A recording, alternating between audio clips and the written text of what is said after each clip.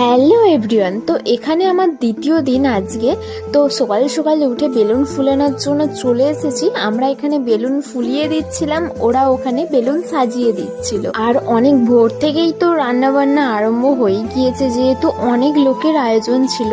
এই যে এখানে হচ্ছে রান্না, আর এখানে কিন্তু বাড়ির সবাই বসে আড্ডা মারছে এখন।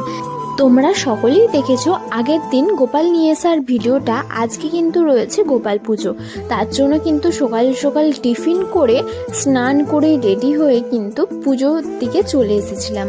এখানে হচ্ছে পুজো, তারপরে আমরা কিছুক্ষণ পরে খেতেও বসে গিয়েছিলাম।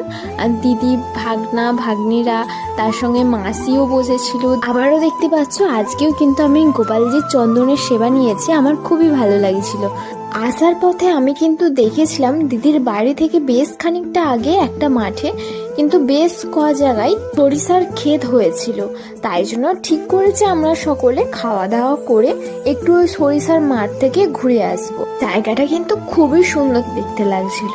আর আমি কিন্তু ওখানে গিয়ে অবশ্যই ভিডিও করব, সেইগুলো তো তোমাদের সাথে শেয়ার করবার জন্যই। চলো, তোমাদের সাথে কথা বলতে বলতে আমার খাওয়া দাওয়া কমপ্লিট হয়ে গিয়েছে। তো আমি আবার আসবো পরের ভিডিওয়। তোমরা সবাই ভালো থাকবে, সুস্থ থাকবে। টাটা।